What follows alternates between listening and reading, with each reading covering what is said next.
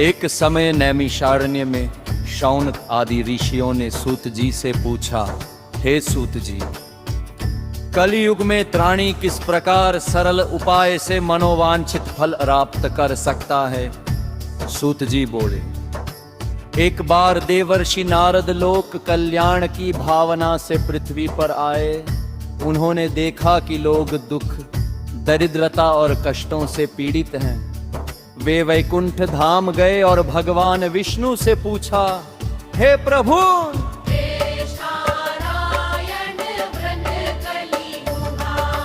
एक धनी वैश्य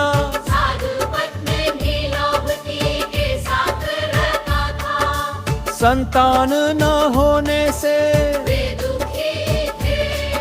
उन्होंने सत्यनारायण कुछ समय बाद उन्हें एक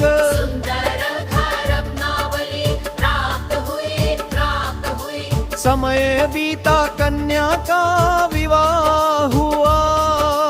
वैश्य व्यापार हेतु विदेश गया, परंतु रत्न ग्रहा बोले न भूल गया। परिणाम स्वरूप वहाँ और उसका दामाद राजा द्वारा बंदी बना लिए गए। जब लीलावती और रत्नावली श्रद्धा से व्रत किया, तब भगवान की कृपा से वैश्य मुक्त हुआ और परिवार पुनः सुखी हुआ।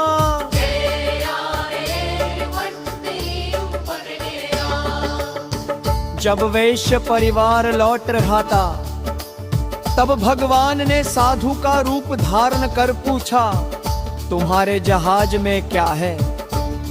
अहंकारवश वैश्य ने कहा, कुछ नहीं।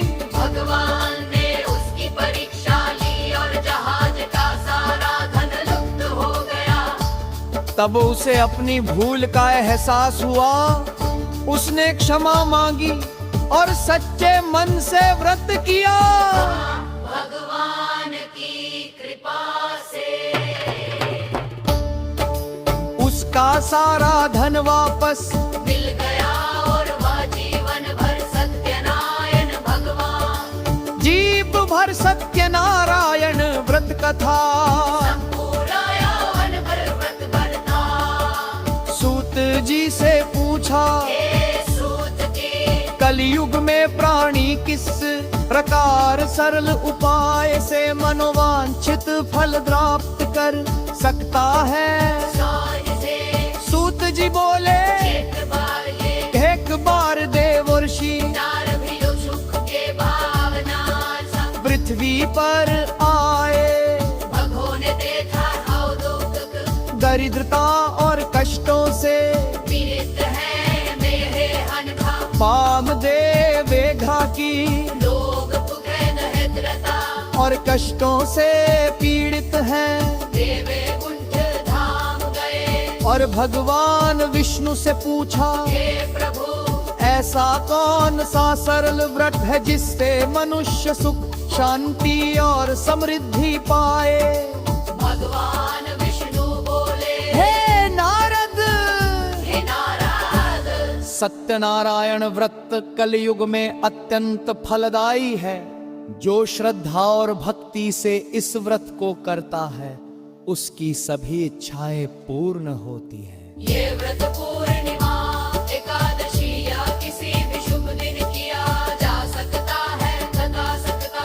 कथा सुनकर ब्राह्मणों को भोजन कराकर और प्रसाद बांट कर व्रत पूर्ण होता है।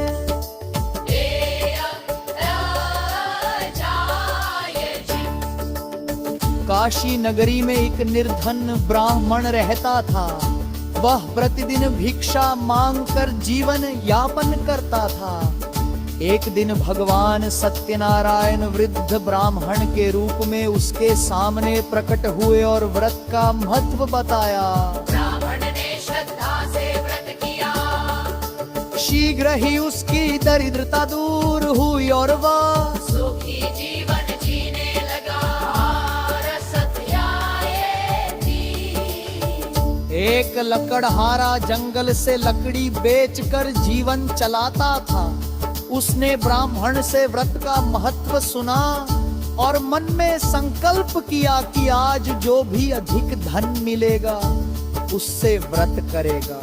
उस दिन उसे 2 गुना मूल्य मिला। उसने घर आकर विधि पूर्वक व्रत किया और धीरे धीरे वह धन भरने से संपन्न हो गया।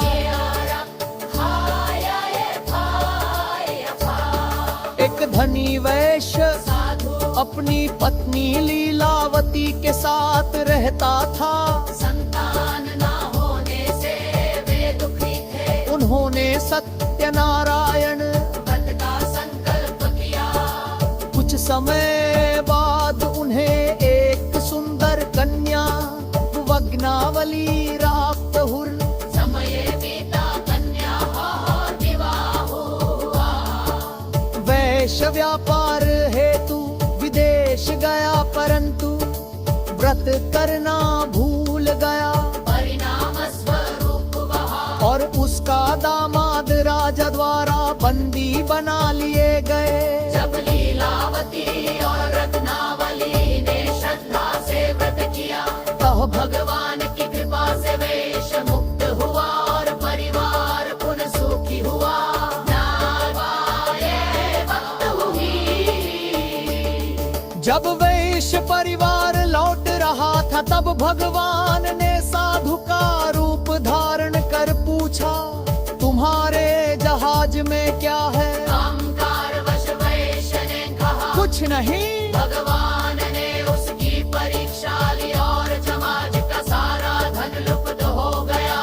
तब उसे अपनी भूल का एहसास हुआ। उसने क्षमा मांगी और सच्चे मन से व्रत किया। भगवान की कृपा से उसका सारा धन वापस मिल गया और वह जीवन भर सत्यनारायण भगवान की भक्ति करता रहा। व्रत विधि संक्षेप में प्रातः स्नान कर स्वच्छ वस्त्र धारण करें, भगवान विष्णु की मूर्ति या चित्र स्थापित करें, पंचामृत फल पान सुपारी प्रसाद अर्पित करें। कथा सुने